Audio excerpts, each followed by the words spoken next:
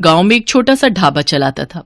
इस काम में उसकी पत्नी कमला भी पूरा साथ देती थी। कमला और किशन दोनों मिलकर सुबह से शाम तक अपने ढाबे पर काम करते और जो पैसे बचते उनसे अगले दिन का सामान खरीदते और बाकी से घर का गुजारा कर। गांव के पास जो और दूसरे बड़े ढाबे और होटल थे, उन सब ने अपने ढाबे और होटल में बढ़िया एयर कंडीशनर लगवा दिए थे ताकि गर्मियों में भी ग्राहकों की भीड़ लगी रहे। इस कारण अब किशन के ढाबे पर ग्राहकों ने आना बंद कर दिया। अब ज्यादातर ग्राहक दूसरे ढाबों में ही जाकर खाना खाने लगे। इस कारण किशन की आमदनी बिल्कुल ना के बराबर हो गई। कमला, अब तो ढाबे पर ग्राहकों की भीड़ लगनी बंद हो गई है। एक भी ग्राहक रोटी खाने के लिए नहीं आता। सबको एसी ढाबों में खाने की आदत हो गई है।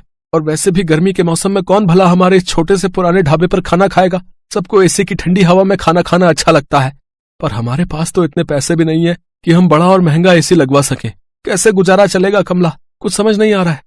इसी बात को लेकर तो मुझे भी चिंता हो रही है। ग्राहक नहीं आते तो खाना भी रोजाना का खराब हो रहा है। हमारा तो बहुत नुकसान हो जाएगा। अब तो थोड़े से ही पैसे बचे हैं जिनसे सिर्फ एक दाल और रोटी बना सकते हैं। उसके अलावा हम कुछ नहीं बना सकते।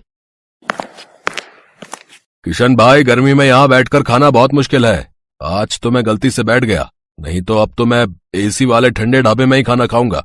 वहाँ थोड़े पैसे ज्यादा होते हैं पर आराम से खाना तो खा लेते हैं। लाओ, कितने पैसे हो गए? 50 रुपए। ये लो, और इस ढाबे का कुछ करो और साथ में एसी ढाबा करो इसे, नहीं तो कोई खाना खाने नहीं है। कमला परेशान रहने लगे। अब तो इक्का दुक्का ही ग्राहक उनके ढाबे पर आता। इस कारण किशन ने सिर्फ एक दाल और रोटी बनानी शुरू कर दी, क्योंकि बाकी चीजें अगर वो बनाए तो ग्राहक नहीं आए तो खराब हो जाएंगी और फिर पैसे भी तो चाहिए। इसी कारण वो जैसे तैसे अपना ढाबा थोड़ा बहुत चला रहा था। कमला, आज बस 250 रुपए की कमाई हुई है। अब तो कोई रास्ता ही नजर नहीं आ रहा है। मुझे लगता है हमें अपना ढाबा बंद करना होगा। किशन के ढाबे के सामने एक बहुत बड़ा ढाबा था। वहाँ ग्राहकों की भीड़ लगी रहती थी, क्योंकि इस साल ही वहाँ के मालिक रघु ने क्या बात है किशन, आज भी तेरे ढाबे पर कोई नहीं आया? एक काम कर, ढाबे पर ताला लगा दे। अब तेरा ढाबा नहीं चलने वाला। इतनी भारी गर्मी में एसी के बिना कोई खाना खाने नहीं आएगा, और तेरे पास इतने पैसे नहीं है कि तू मेरी तरह इतना महंगा एसी लगवा सके। और मैंने एक नहीं दो एसी लगवाए हैं, तब जाकर अच्छी कमाई हुई है। किशन और कमला ने सोच लिया था कि अब इस ढाबे को बंद कर देंगे। थोड़ा बहुत राशन रखा था, जिससे उन्होंने आज का ढाबे का खाना बना लिया था। कमला, ये दाल और रोटी जो बनाई है बस आज की बेच लेते हैं, कल से ताला लगा ही देंगे।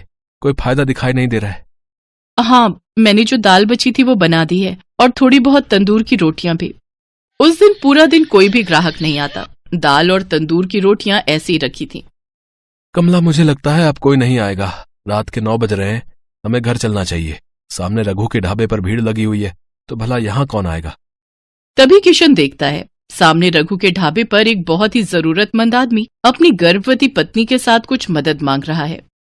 भैया, मेरी मदद करो। मेरी पत्नी की तबीयत बहुत खराब है। हम पर कुछ गुंडों ने हमला कर दिया। हमारी गाड़ी, मोबाइल, पर्स, कैश, जेवर सब लूट कर ले गए। हम शहर जा रहे थे, हमें नहीं पता कि इस रास्ते पर बदमाश हमें लूट लेंगे। ओ भाई, ये कोई खैराती धर्मशाला नहीं है जो तुम्हें मुफ्त में यहाँ रोक लूं। चलो जाओ यहाँ से। पता नहीं कहाँ कहाँ से आ जाते हैं, मुझे क्या पता। कोई चोर उचक्के लुटेरे हो तुम।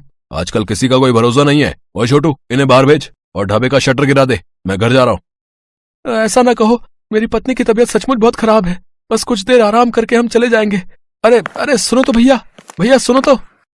सुनो जी, अब खड़ा नहीं हुआ जा रहा। मुझे बहुत प्यास लगी है, थोड़ा सा कहीं से पानी ले लो।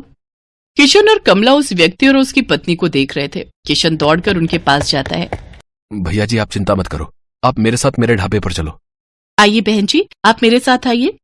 किशन और कमला उस व्यक्ति को और उसकी पत्नी को अपने ढाबे पर ले जाते हैं। साहब, ये दाल और रोटी आप खा लो, यहाँ कोई चिंता वाली बात नहीं है। पता नहीं, हम तो पहली बार इस रास्ते से गुजर रहे थे। जंगल का रास्ता था और पता ही नहीं चला कि कब इन बदमाशों ने हमारी गाड़ी को रोक लिया। किसी तरह से उनसे रहम की भीख मांगकर मैं अपनी पत्नी को सुरक्षित बचा कर लाया। मुझे धन दौलत की कोई कमी नहीं है। बस मैं तो कुछ देर आराम करने के लिए वहाँ सामने के ढाबे से मदद मांग रहा था, पर उन्होंने तो मेरी बात पूरी सुने बिना ही मुझे मना कर दिया। मैं अगर आज कुछ देर वहाँ रुकता तो अगले दिन अपने नौकर के हाथ पैसे भिजवा देता। तुम बहुत भले हो, तुमने भी तो बिना जाने पहचाने आज हमारी मदद कर दी। अच्छा, तो तुम ये ढाबा चलाते हो? साहब, चलाता तो हूँ, पर आज मेरा इस ढाबे पर आखिरी दिन था। मैं इस ढाबे को बंद कर रहा था। शायद आपकी किस्मत में आज मेरे ढाबे की रोटी खाना लिखा था। किशन अपना सारा दुख उस व्यक्ति को बताता है। चिंता मत करो भाई, अब तुम्हें इस ढाबे को बंद नहीं करना पड़ेगा। मेरा नाम वीरेंद्र सिंह है, मैं शहर का जाना माना व्यापारी हूँ। मेरे पास भगवान का दिया सब कुछ है, बस एक औलाद की कमी थी, वो भी भगवान ने हमारी झोली में खुशियां देकर पूरी कर दी। आज मेरी पत्नी की तुमने बहुत मदद की है, अब उसकी तबीयत में भी सुधार है। और हम पति पत्नी सुरक्षित घर पहुंच जाएंगे। इससे बड़ी और क्या बात होगी? सुषमा, अब तुम्हें कैसा लग रहा है? मैं बिल्कुल ठीक हूँ जी। कमला ने मेरी बहुत देखभाल की है। अब मुझे बिल्कुल ठीक लग रहा है। अब मैं सफर कर सकती हूँ।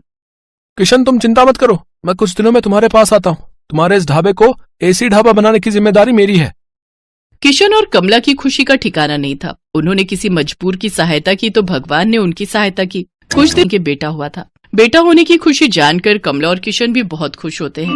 वीरेंद्र सिंह अपने खर्चे से किशन और कमला को एक बहुत ही बढ़िया और बड़ा एसी ढाबा बना कर देता है, जो फुली एयर कंडीशनर था। किशन का ढाबा किसी बड़े 5 स्टार होटल से कम नहीं था। अब